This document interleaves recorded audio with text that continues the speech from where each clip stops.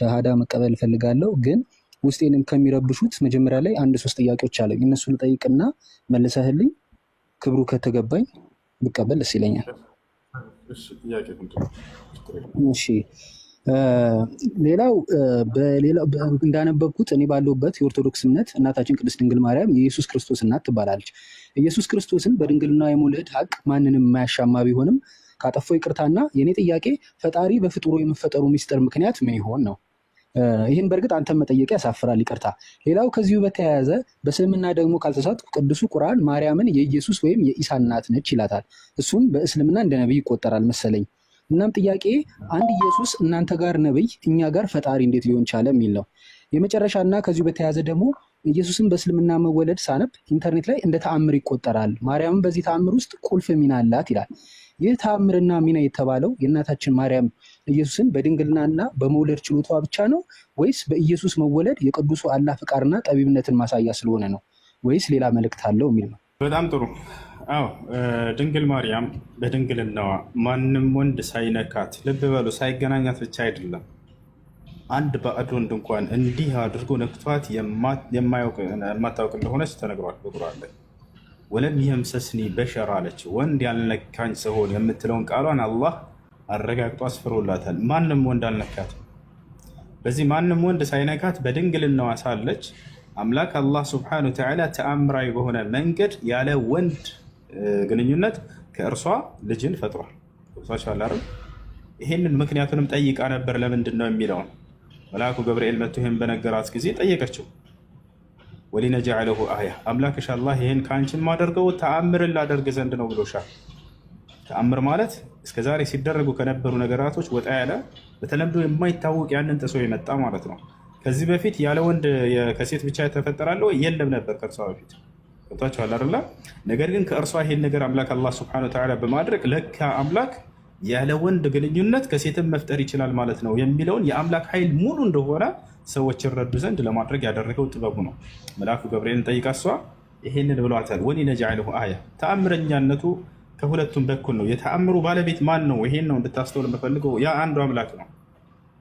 የመሲሁም አይደለም የማርያምም አይደለም። የእነርሱ አስተዋጽኦ አለበት ወይ የለበትም? አድራጊው ሁሉን ነገር ሰሪው ያ እርሱ ነው። ገብታችኋል አይደለ? እርሷንም ልጇንም ለዓለማት ድንቅ ተአምር አደረግኳቸው ይላል አላህ። እርሷንም ልጇንም ተአምር አደረግኳቸው። የእርሷም ተአምር ነው ያለ ወንድ ማንም ወንድ ሳይገናኛት የወለደች ሴት ያቻትና ተብላ ትገለጻለች አይደለ? ተአምር ነች። እርሱም ተአምር ነው ያለ አባት ከእናት ብቻ የተፈጠረ የተገኘ በማለት ይሄም ለእርሱም ተአምር ነው። ገብታችኋል አይደለ? አምላክ በእነርሱ ላይ ድንቅ ስራውን ተአምሩን አሳይቷል። አዎ ተአምር ናቸው። ገብታችኋል አይደል? የዚህ ግን ባለቤቱ ማን ነው? ያ አንዱ አምላክ። ያንን አንዱን አምላክ ነው ልንደነቅበት የሚገባው። ያንን አንዱን አምላክ ነው በዚህ ነገር ላይ ልንገረምበት የሚገባው። ገብታችኋል አይደለ? ያ ነው። ስለዚህ ክርስቶስ ለምንድን ነው ታዲያ ከተወለደስ በኋላ ወይ ከተፈጠረ በኋላ ምን ለመሆን ነው የሚለውንም ማርያም ጠይቃ ተመልሶላታል። ወራህመተን ሚና አላት። ቀጥሎ መልአኩ ገብርኤል ምን አላት? አምላክሽ አላህ ተአምር ላደርገውና ልክ እንዲሁ ደግሞ ከእኔ የሆነ እዝነት ሲሆን አለ። ለማን? ለእስራኤል ሰዎች። ነቢዩ ሙሐመድን ሰለላሁ ዐለይሂ ወሰለም ከእኔ የሆነ እዝነት ናቸው ለዓለም ሰዎች ብሎ ይገልጻቸዋል። ነቢያቶች የአምላክ እዝነት ናቸው ለሰው ልጆች። አምላክ ሲያዝን ጊዜ ለሰዎች ከራሱ ጋር ሊያስተዋውቃቸው፣ ሊያስታርቃቸው፣ ሊመልሳቸው ሲፈልግ ነቢያትን ያስነሳና ይልካል። ያ ነቢይ ስለ አምላክ ማንነት ሲናገር እነዚያ ሰዎች ሲያውቁና አምላክን ሲገዙ ሲያውቁ ጊዜ ዛኔ ከእርሱ ጋር ህብረት ይፈጥራሉ ማለት ነው። ገብታችኋል አይደለ? ስለዚህ አምላክ አላህ ሱብሓነሁ ወተዓላ መልእክተኛ አድርጎ ሊልከው ከእኔ የሆነ እዝነት የሚለውን በሌላ ቦታ ላይ አላህ ሲገልጸው ምን አለ? ስለ መሲሁ ሲነግራት ለማርያም ወረሱለን ኢላ በኒ እስራኤል አለ። ወደ እስራኤል ልጆች የምልከው መልእክተኛ አድርገዋለሁኝም አላት። ያችሁ ለእስራኤል ሰዎች የተላከ ነው። ለእስራኤል ሰዎች በቃ እንደ አርአያ ተደርጎ የተመረጠ ነው። አምላክ አላህ ሱብሓነሁ ወተዓላ ሌላ ቦታ ላይ በሱረቱ ዙኽሩፍ ላይ ሲናገር ምን ይላል? ኢን ሁወ ኢላ ዐብዱን አንዐምና ዐለይሂ ወጀዐልናሁ መሰለን ሊበኒ እስራኤል ይላል። እርሱ የማርያም ልጅ ጸጋዬን ከዋልኩባቸው መልእክተኞቼ መካከል ነው፣ አገልጋዮቼ መካከል ነው ካለ በኋላ ለእስራኤል ልጆችም ተምሳሌት አድርጌዋለሁ ይላል። እርሱ አዎ በጊዜው ለነበሩ ለእስራኤል ሰዎች መልእክተኛ ነበር፣ ተምሳሌት ነበር፣ ነቢይ ነበር። ለትውልዱ ስለ አምላክ ሰብኳል፣ ስለ አምላክ አስተምሯል፣ ማድረግ ያለበትን ሁሉ አድርገዋል። ይህ ነው በእርሱ በኩል አምላክ አላህ ሱብሓነሁ ወተዓላ እንዳልኳችሁ ድንቅ ተአምርን አሳይቷል ለሰዎች። ታችኋል። ሙታንን የማስነሳት ተአምር ተሰጥቷል። ማየት የተሳናቸውን አይናቸውን የመፈወስ ተአምር ተሰጥተዋል። መስማት የተሳናቸውን እንዲሰሙ ተአምር ተሰጥቷል። ለምጽ ያለባቸውን ዝም ብሎ በመዳበስ ይፈውሳቸው ነበር። ቢስሚላህ በአላህ ስም ብሎ ይፈውሳቸዋል። ወዲያውም አይናቸው እያየ ይፈወሳሉ። መሲሁ ከደጋግ መልእክተኞች ነቢያቶች መካከል ነበር። አላህ በጣም በርካታ ተአምራትን ሰጥቶታል። ይህም በቁርአን ላይ ይናገራል። በሱረቱል በቀራ ላይ ወለቀድ አተይና ሙሳ ልኪታብ ወቀፈይና ሚን ባዕድህ ብሩስል ወአተይና ዒሳ ብነ መርየም ልበይናት ይላል። የማርያምን ልጅ ዒሳንም በጣም ምንድን ነው መሲሁ ዒሳ ዓለይሂ ሰላም የሚደንቅ ተአምራቶችን ካደረጋቸው መካከል ከማ ዩርዋ ዛሊክ ይህ እንደተዘገበው መሲሁ ከዕለታት አንድ ቀን ከእስራኤል ወጣ ብሎ መሄድን አሰበ። ለመሆኑ ይሄ መሲሁ ያለበት መንገድ እውነት ነው ወይንስ ሐሰት ነው የሚለውን ለማረጋገጥ አንድ ሰው አብሮት ልከተልህ የምትሄድበት ቦታ ነው። ልከተልህ አለው። መሲሁ እሺ ተከተለኝ አለው። እሺ ተከተለኝ አለው። በጉዟችን ላይ ጉዞ ሊያደርጉ ነው። ስንቅ መያዝ አለባቸውና ስንቅ እንያዝ አሉ። መሲሁ ዒሳ ዓለይሂ ሰላም አንድ ዳቦ ወይንም አንዲት ቂጣ ይይዛል። ያኛው ደግሞ ሁለት አመጣ። በቃ ስምምነት አደረጉ። በጉዟችን ላይ እነዚህን ሶስቶችን እንበላቸዋለን ሂደን እስክንመለስ ድረስ አንተ ያዛለውና መሲሁ ለዚህ ሰውዬ ሰጠው። አብሮት መጓዝ ጀመረ።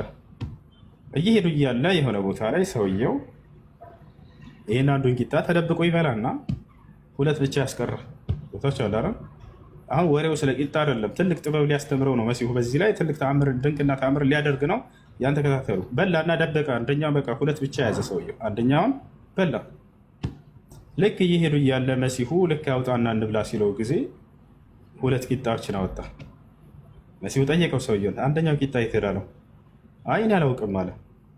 ንገረኝ የት ነው ያደረግከው? የለም በቃ እኔ አላውቅም ብሎ ካደ።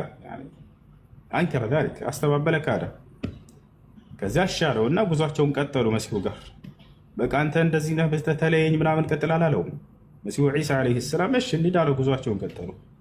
እየሄዱ እያለ መሲሁ ዒሳ ዓለይሂ ሰላም እና ሰውየው የሆነ ማየት የተሳነውን ልጅ አገኘ። መሲሁ በመንገዱ መካከል ቢስሚላህ አለና በአላህ ስም አለና አይኑን ፈወሰው። አይኑ ተገለጠ።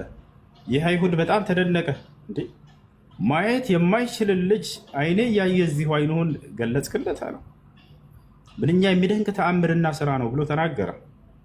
መሲሁ ምን አለው? የዚህን ልጅ አይን በመለሰ በአምላኬ በአላህ ስም እጠይቅሃለሁኝ ያችን ቂጣ ማን የበላት አለው። አይ እኔ አልበላሁም አልወሰድኩም ብለው አሁንም ሸመጠጠ። እሺ እንሂድ አለው። ቀጠሉ ጉዟቸውን። አሁንም ሄዱ። እየሄዱ እያለ ባህር አጋጠማቸው፣ ትልቅ ውሃ። መሲሁ ዒሳ ዓለይሂ ሰላም ጋር ሰውየው አብረው ናቸው። ይሄን ባህር እንዴት ልናልፍ ነው አንተ መሲሁ አለው። ሰውየው ምን አለ? ማነው ዒሳ ዓለይሂ ሰላም ምን አሉት? እኔ በአላህ ስም ወይንም ቢስሚላህ ብዬ ውሃውን እንረገጣለሁኝ እርሱም መሬት ይሆንልናል አለው። ገና ነገረው ወደፊት የሚሆነው። ይህንም ተአምር አድርጓል መሲሁ። በባህር ላይ የመሄድን ተአምር ተሰጥቶ ነበረ። ከዚያ ሰውየውን ቢስሚላህ ብለህ ከእኔ ጋር ውጣ አለው። አብሮት ወጣ። መንገድ ሆነላቸው። በቃ ደረቀ፣ እንዲጓዙ ሆኑ። ልክ ባህሩን ካለፈ በኋላ ሰውየው በጣም ተደነቀ። ይሄ ባህር የነበረን መንገድ እንዲሆን ያደረገ ምን አይነት ተአምር ብትሰጥ ነው አለ። አሁንም ጠየቀው፣ ይሄን ባህር ለእኔና ለአንተ መሬት ባደረገ በአምላኬ በአላህ ስም ጠይቀሃለሁኝ ያችን ቂጣ ማን የበላት ንገረኝ አለው። እኔ አልበላሁም ብሎ ሸመጠጠ ሆነ። መጨረሻ ላይ አሁን መሲሁ ምን አይነት ተአምር ሊያደርግ ነው? አሁንም እየሄዱ እያለ በመንገዳቸው ላይ መሲሁ ዒሳ ዓለይሂ ሰላም 3 ድንጋዮችን አነሳ። እነዚህንም ድንጋዮች ወዲያው ዱዓ ያደረገ አላህ ሱብሓነሁ ወተዓላ ወደ ወርቅ ቀየረለት። እነዚህን 3 ወርቆች ባየ ጊዜ ይህ አይሁድ በጣም ተደነቀ። እንደ ድንጋይ የነበረ ነገር ወደ ወርቅ ተቀየረ። አሁን መሲሁ ተመልከቱ ጥበቡን። ዒሳ በጣም ጥበብን የተቸረ ነቢይ ነው። አላህ በቁርአን ላይ ጥበብንም አስተምረዋለሁ ልጅሽን ብሎ ቃል ገብቶላታል። ወዩዓሊሙሁል ኪታበ ወልሒክመተ ተብሏል። ጥበብን ይሰጠዋል ልጅሽንም ተብሎላታል። የዒሳን ጥበብ ተመልከተዋል። ምን አደረገ? እንካ ይሄ ወርቅ አንዱ ለአንተ ነው አለው፣ አንዱ ደግሞ ለእኔ ነው አለ መሲሁ።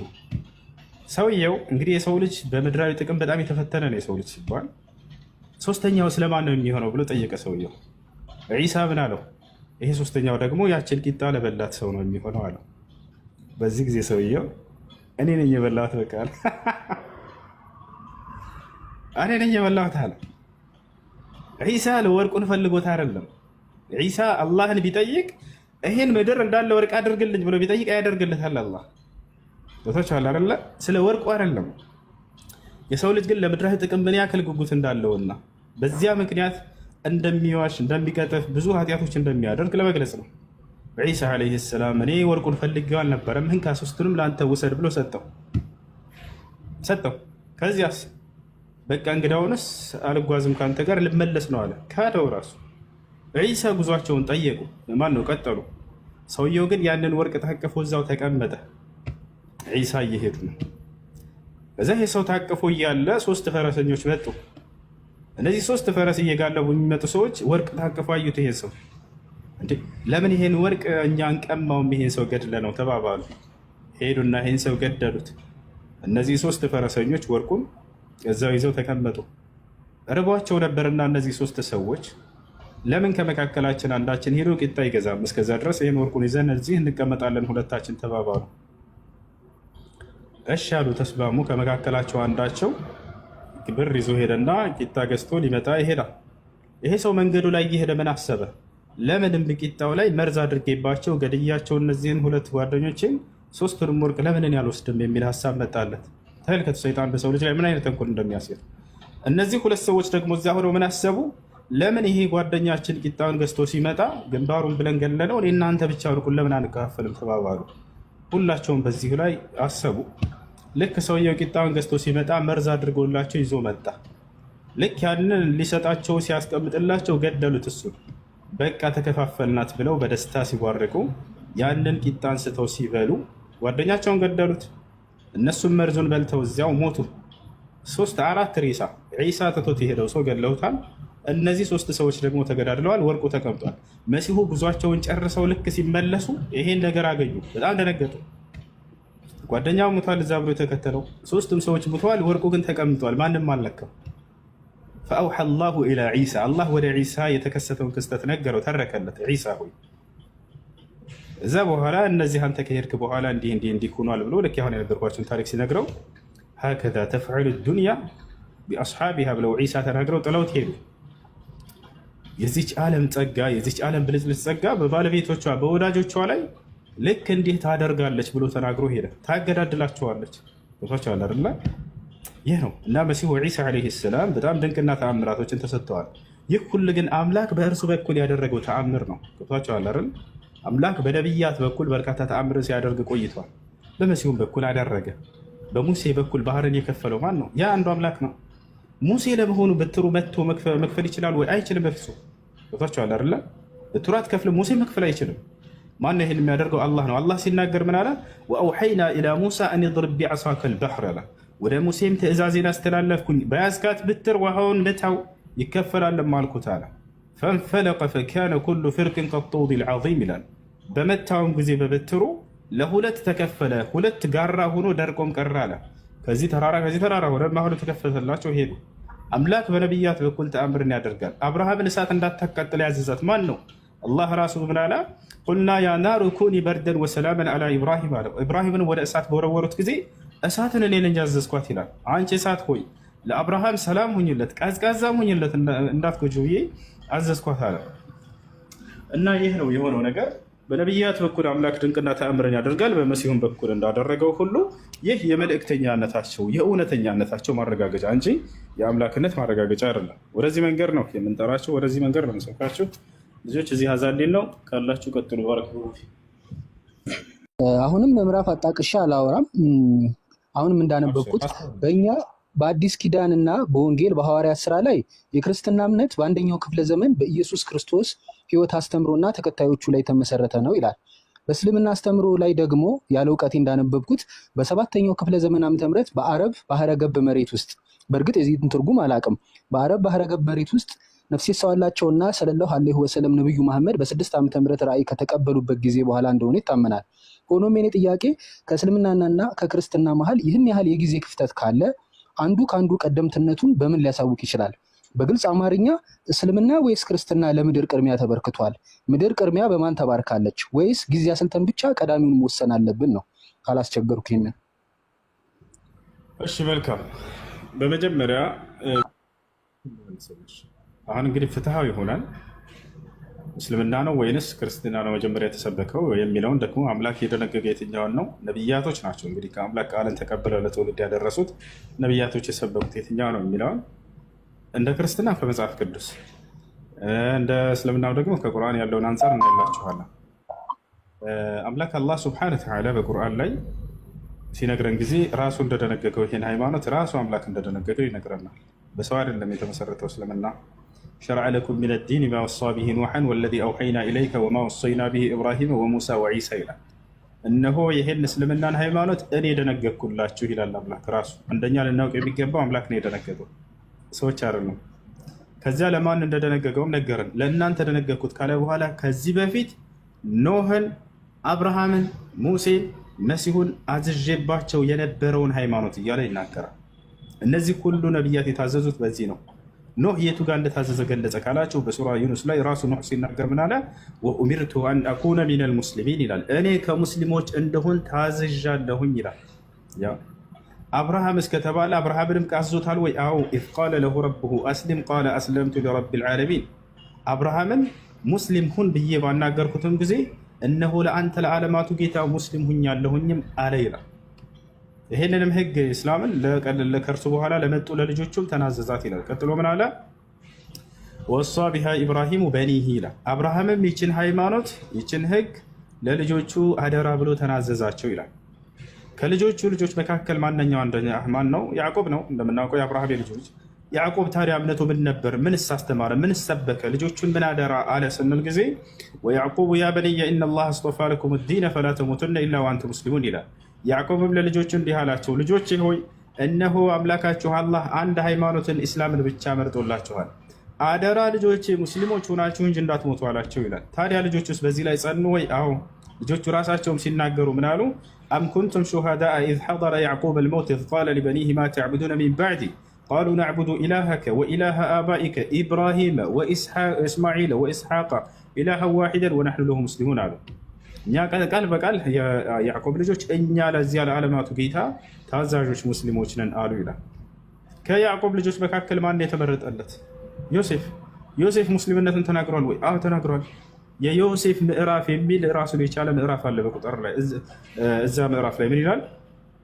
ረቢ ቀድ አተይተኒ ሚነል ሙልኪ ወዐለምተኒ ሚን ተእዊሊል አሐዲስ ፋጢረ ሰማዋት ወልአርድ አንተ ወልይ ፊ ዱንያ ወልአኺራ ተወፈኒ ሙስሊመን ወአልሒቅኒ ቢሷሊሒን።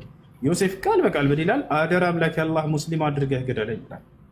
ሙሴስ ሙስሊም ነበር ወይ? ወደ እስልምና ነው ወይ የተጣራው? ህዝቦች ሙስሊሞች መሆናቸውን ገልጸዋል ወይ? አዎ። ወቃለ ሙሳ ሊቀውሚሂ ኢንኩንቱም አመንቱም ቢላሂ ፈዐለይሂ ተወከሉ ኢንኩንቱም ሙስሊሚን። ሙሴ ምን አላቸው ለህዝቦቹ? ህዝቦቼ ሆይ ሙስሊሞች እንደሆናችሁ በአንድ አላህ የምታምኑ እንደሆናችሁ በእርሱ በአላህ ላይ ብቻ ተመኩ አላቸው ይላል። ምን አሉ ህዝቦቹ? ፈቃሉ ዐለላሂ ተወከልና፣ እኛስ የምናምንን በእርሱና እነሆ በአላህ ላይ ተመክተናልም አሉ ይላል። ረበና ላ ተጅዐልና ፊትነተን ሊልቀውሚ ዛሊሚን ወነጅና ቢረሕመቲከ ሚነል ቀውሚል ካፊሪን። ሌላ ቦታ ላይ የሙሴ ህዝቦች ራሳቸው ሙስሊሞች እንደሆኑ ሲናገሩ ምን አሉ? ረበና አፍሪግ ዐለይና ሶብረን ወተወፈና ሙስሊሚን፣ ሙስሊሞች አድርገህ ግደለን እያሉ ተማጸኑ ነው ይላል። ሎጥ ሙስሊም ነበር። ፈማ ወጀድና ፊሃ ገይረ በይቲን ሚነል ሙስሊሚን። ከዛሊክ ልክ እንዲሁ ሰለሞን ሙስሊም ነበር። ኢነሁ ሚን ሱለይማን ወኢነሁ ቢስሚላሂ ረሕማን ረሒም አላ ተዕሉ ዐለይየ ወእቱኒ ሙስሊሚን። እና ይህ ነው ይህ ስናይ ጊዜ ስለዚህ በአጠቃላይ ይህ ሃይማኖት የአምላክ ድንጋጌ፣ የነቢያት አስተምህሮ፣ የነቢያት ተከታዮች የተከተሉት መንገድ እንደሆነ ከዚህ ማስረጃ ይዛል። እንደ ክርስትና መጽሐፍ ቅዱስ ላይ ስንሄድ ግን እግዚአብሔር የትኛውን ቦታ ላይ ክርስቲያን ሆኖ ብሎ ያዘዘበት ቦታ የለም። አለ የሚል ካለ ክርስቲያን መናገር ይችላል። ወይንም ደግሞ ነቢያቶች ህዝቦቻቸውን ክርስቲያን ሁኑ ወይንም ክርስቲያንን ብለው የተናገሩበት ወይንም አንድ የመጽሐፍ ቅዱስ ጸሐፊ አንድ ነቢይ ጠቅሶ ይሄ ነቢይ ክርስቲያን ነበር ብሎ የተናገረበት፣ እነዚህ ሁሉ በጠቀስኩላችሁ መሰረት ቁርአን ላይ መልሳላችሁ። አምላክ ራሱ እንደደነገገው ተናግሯል። ነቢያቶች ራሳቸው ሙስሊሞች መሆናቸውን ተናግረዋል። ነቢያቶች ህዝቦቻቸውን ወደ እስልምና እንደተጣሩ ተናግረዋል። ቦታቸዋል አይደለ? ይህ ነው የአምላክ ራሱ ስለ እነርሱ ሲነግረን ጊዜ አብርሃም ቀጥታ ቃል በቃል አብርሃም ሙስሊም ነበር የሚል ቃል በቃል እናገኛለን። ማ ካነ ኢብራሂሙ የሁድየን ወላ ነስራንየን ወላኪን ካነ ሐኒፈን ሙስሊማ ይላል። ወለም የኩን ሚነል ሙሽሪኪን። አብርሃም ግን ሙስሊም ነበረ ይላል ቃል በቃል። አንድ መጽሐፍ ቅዱስ ላይ እንዲህ አይነት አለው የለም። አንድ ነብይ ጠቅሶ ወይ አምላክ ወይንም ነብያት ወይንም አንድ የመጽሐፍ ቅዱስ ጸሐፊ አከሌ ነብይ ሙስሊም ነው የሚል አታገኙ። ማነው ክርስቲያን ነው የሚል አታገኙ። እና ይህን ይመስላል ምስኩን። እሺ ሁሱ በጣም አመሰግናለሁ። በዚሁ